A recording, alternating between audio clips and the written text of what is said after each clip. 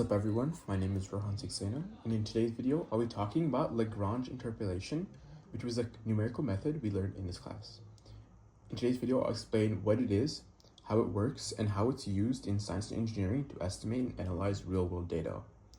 So, Lagrange interpolation. What even is it? Interpolation is a method used to estimate unknown values that lie between known data points. So it's especially useful in situations where you can't measure everything continuously, like in experiments, simulations, or sensor readings. So first, why use polynomials? This is a polynomial, for example. The quadratic equation is an example of a polynomial. So why polynomials?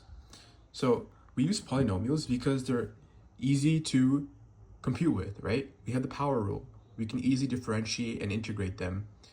And because they're continuous, which makes them ideal for estimating values and rates of change. For example, like finding velocity from a position graph. It's very easy to integrate and differentiate polynomials.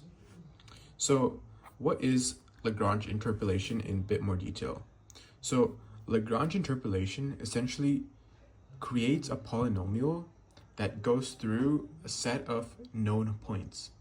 So if you have n+1 data points, for example, so you have 3 data points, you can create an n-degree polynomial. So 3 minus 1 is a 2-second degree polynomial, which would be a quadratic function. So each term uses a Lagrange basis function, which is designed to be 1 at one data point and 0 at all others. And when you add them together, you get a curve that passes through every point. So now let's look at some few examples. For example, 2 points would get you a 1-degree polynomial, which would be a linear approximation, which is a straight line. For 3 points, as I said before, you get a quadratic function, a quadratic polynomial, which will curve to better fit the data. This makes Lagrange interpolation a more flexible method of approximation. You can use higher degrees when you need more accuracy.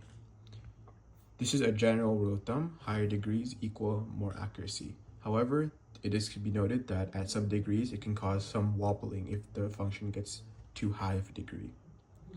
So let's talk about how these help in science and engineering. So one big advantage of a polynomial is it gives you a smooth mathematical expression, something that's easy to differentiate, something that's easy to integrate, and can generate more approximate values at any point, not just the ones measured. And this is really useful when you have only a few measurements. Let's say you measure something in an interval, but you need constant measuring. You can create a really smooth and pretty accurate estimation. Depending on the number of degrees, tolerance can be really, really low. So let's check out one real-world application of the Lagrange interpolation. Let's assume we're trying to calculate rocket velocity. So here we have a rocket, and we have 2 data points. At 2 seconds, the rocket has an altitude of 1,000 meters, and at 3 seconds, the rocket has an altitude of 2,000 meters. But if we want to find the velocity at, say, 2.5 seconds, we can use Lagrange interpolation to build us a polynomial that we can then differentiate to estimate the velocity at 2.5 seconds. So the general steps for writing a function like this would be to first build a curve using the Lagrange formula. Second would be differentiate the created polynomial to get the velocity function, as a derivative of position gives you velocity.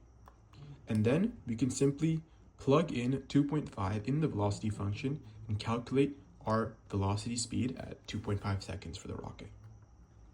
So this is just one example. Now we can go into a different example, which could be biomedical engineering applications.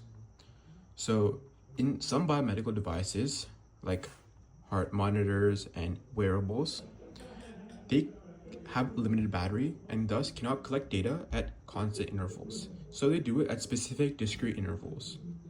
But usually doctors or algorithms often need a smooth continuous data, many data points, just like how your heartbeat is trending every moment, and not just in terms of 5-second intervals.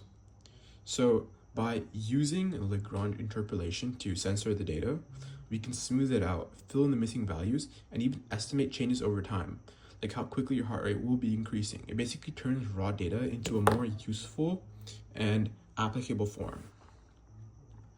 So another application could be for engineering simulations.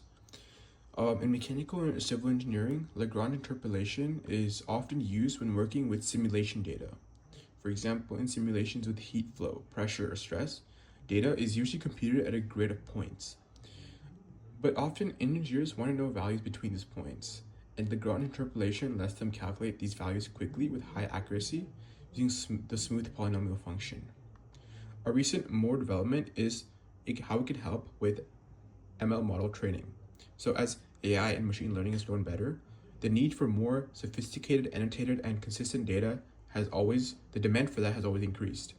So with these Lagrange interpolation function, we can approximate and create more accurate data for machine learning models, giving them better data sets to train off of and thus produce better results. So to summarize, the Lagrange interpolation is basically a method to build a polynomial from known data points. Why do we want a polynomial? Because it's simple to use and gives you a function that can be differentiated, integrated, and evaluated pretty easily. It's widely used in science engineering, and as I mentioned, has multiple applications in fields like aerospace, medicine, and simulations in general to estimate values, predict certain changes, and analyze systems over limited data, and also to train new models and